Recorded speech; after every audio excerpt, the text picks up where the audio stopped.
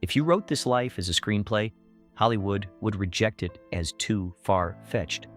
How could a single immigrant conquer three impossible worlds, dominating professional bodybuilding, defining the action hero era, and rising to the highest political office in California? To the public, he is the ultimate symbol of the American dream, larger than life, unstoppable, iconic. Yet behind the myth lies flesh, blood, and relentless ambition. Beneath the million-dollar smile was a man driven to escape a brutal past, a force that built empires and tore at the foundations of personal life. We saw the Terminator, the Conan, the Governor, but rarely did the world see the man navigating betrayal, heartbreak, and frailty. To understand the legend, one must leave Hollywood's bright lights and return to the ruins of a defeated country where a boy's fierce dream began. Born into ruins, Arnold Alois Schwarzenegger entered the world on July 30th, 1947, in Thal, a small Austrian village outside Graz. Austria had been left shattered by World War II, a nation suffused with defeat, scarcity, and despair. In the Schwarzenegger household, survival came first. No electricity, no central heating, and indoor plumbing was a dream. Water came from a well even in winter, and food scarcity was routine. But the coldest element in the house wasn't the temperature, it was the father. Gustav Schwarzenegger, a former Nazi and local police chief, carried the weight of a broken country and a strict militaristic household. Discipline meant fear, fear meant respect, and respect was demanded. For young Arnold and his older brother Meinhard, childhood was a regime. In this harsh world, there was no room for mistakes, weakness, or emotional expression.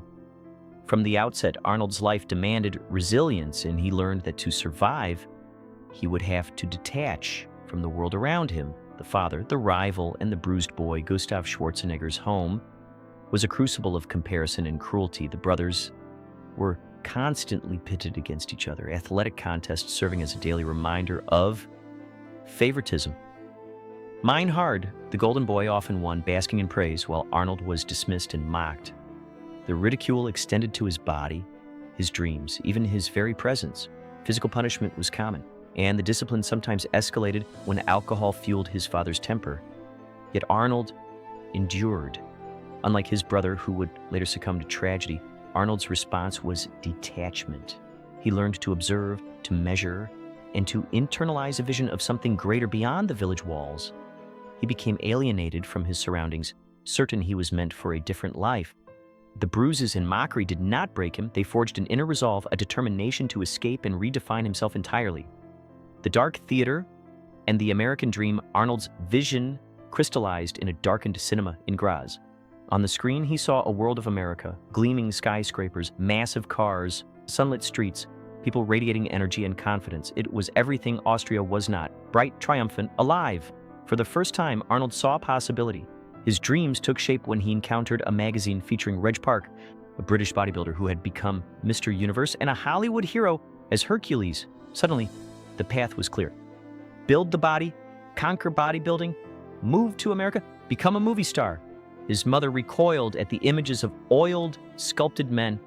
His father mocked the ambition, but Arnold saw a ticket to a world beyond Thal, a plan that would guide every action he took. For the boy in a ruined village, this was not fantasy, it was strategy, and it became his roadmap to destiny. The gym as a prison break, Arnold's obsession became the machinery of his escape. He trained with a fanaticism that alarmed neighbors and peers. Locked gyms were nothing to him. He would break in, enduring freezing temperatures and the sting of iron bars on skin, sculpting his future body and, in turn, his future life. Military service at 18 did not slow him. While others rested, he trained relentlessly, carrying notebooks and plans for competitions. He even deserted his post to compete in the Junior Mr. Europe contest in Stuttgart.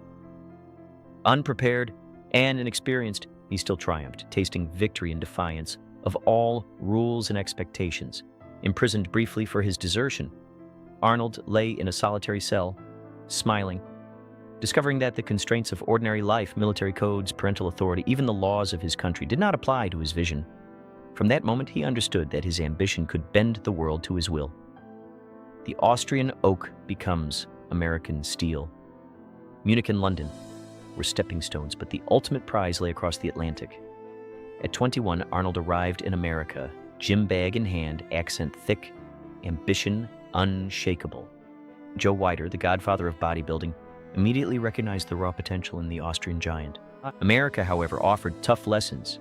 At his first Miami competition, Arnold was defeated by Frank Zane, smaller but more defined. The defeat crushed him, momentarily, tears falling in solitude. But instead of retreat, Arnold recalibrated. Venice Beach became his laboratory, Gold's Gym his cathedral. He attacked weaknesses with scientific precision, building calves, abs, and every detail of the physique into an instrument of dominance. The Austrian oak was transforming into American steel. Here, under the Californian sun, Arnold discovered the psychology of victory. Physical perfection alone would not suffice. Mind and body together forged the champion. The mind games that made a champion. Arnold's genius extended beyond weights and repetition. He learned that contests were as psychological as physical. Before stepping on stage, he befriended competitors, complimented them, then planted seeds of doubt. His charm masked a predator's mind, subtle insults, jokes at critical moments, an omnipresent aura of inevitability.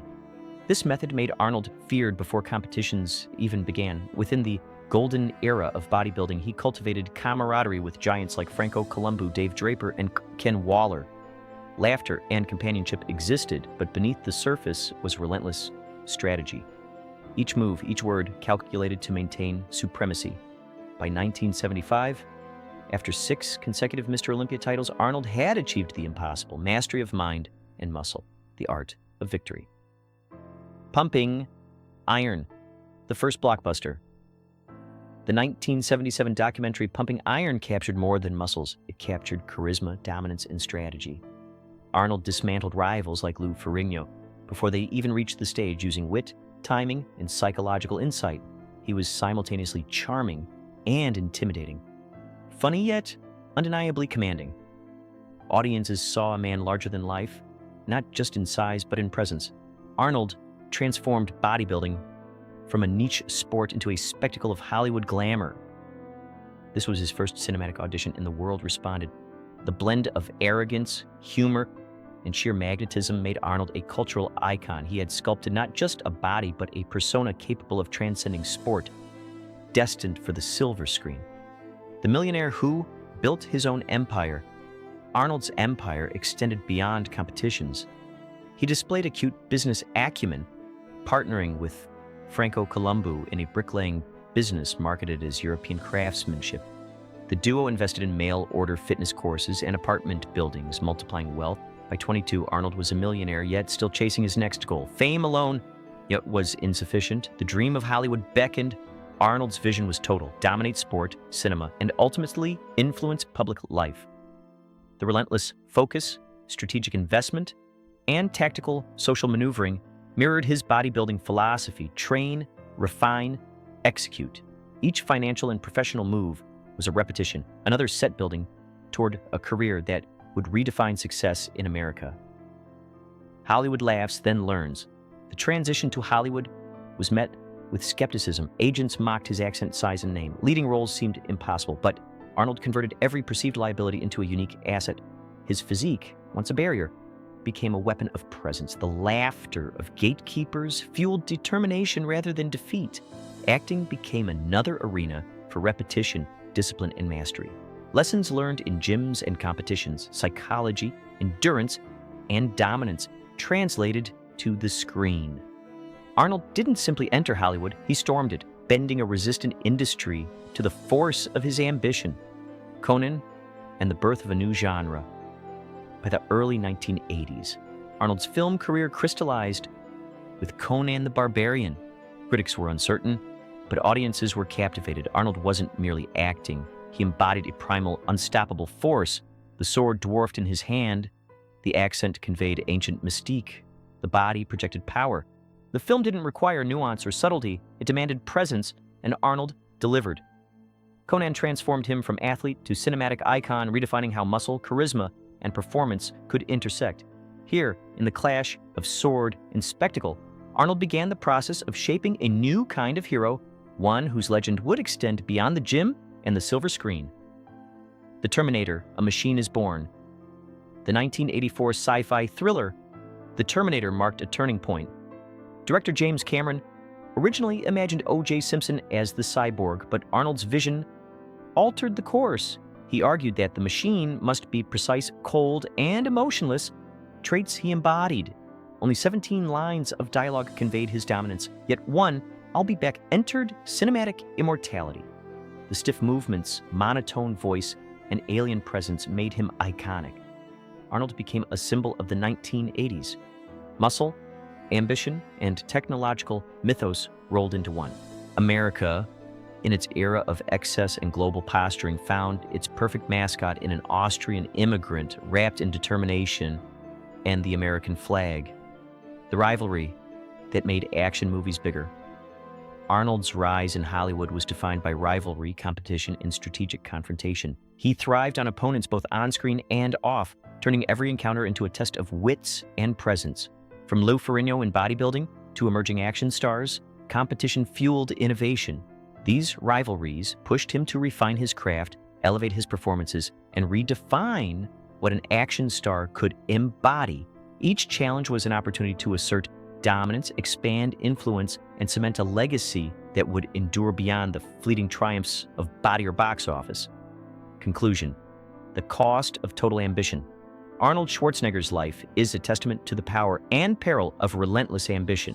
From a cold Austrian village to the stages of Mr. Olympia, the screens of Hollywood, and the halls of California government, he built empires with discipline, strategy, and vision.